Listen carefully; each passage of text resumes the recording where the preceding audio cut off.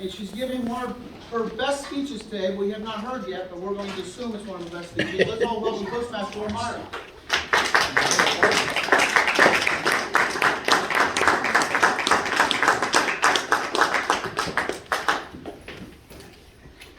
Good morning, everyone. Thank you for having me again as speaker number one. I'm happy that I got to cover for Sean Carter, who will tell. Today's topic for my speech is self-love. And while I discuss this, I am going to be the synagogue on my journey and my version of it. So this is a question for you to answer yourselves. What does self-love look like for you? This is what it looks like for me. For some people, it could be retail therapy, going on a shopping spree, or treating yourself to your favorite restaurant. But that is just scratching the surface. I've been a single mom for over a decade, and this has been an everlasting journey. It meant looking back at my childhood and reparenting myself, doing for me what I would have preferred my parents to do. In many ways, as I repair myself, I've been raising my children, at least doing my best to raise them the way that I would have liked to be raised. It also meant forgiving myself in the role I played when people I loved overstepped their boundaries.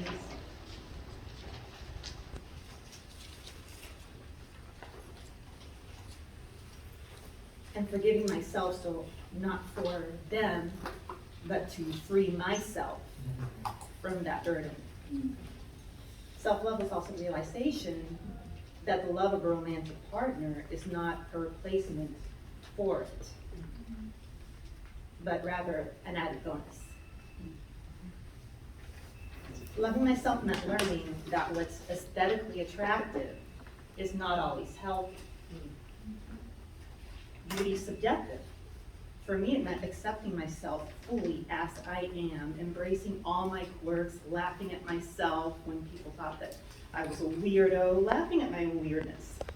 Mm-hmm. I chose to go to gym not because I hated my body, but because I loved it. I learned to eat properly to nourish my body rather than to indulge, at least most of the time, because I love food, like all of us. Loving myself was the realization that true love doesn't mean sacrificing who you are, but rather sacrificing who you are not. It meant knowing the difference between friends, relatives, and romantic partners who were intentionally or unintentionally a hindrance in my development, and those who would encourage and guide me towards becoming the absolute best version of myself. This is what being true to myself meant. Self-love also meant allowing myself to enjoy all creative outlets I had put off for my own self-limiting reasons. Dancing like no one was watching led me to actually taking lessons so I can truly actually be good at it. Self-love meant changing my self-talk, going from telling myself, I have to get on my feet, to, as my mentor Bonnie, our president, has said, I get to. So I get to live life on my own terms and fulfill my dreams.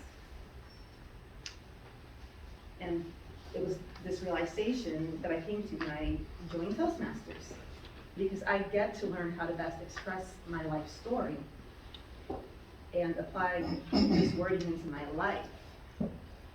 So today I take this moment to invite you to be your own synagogue into what your version of self-love looks like.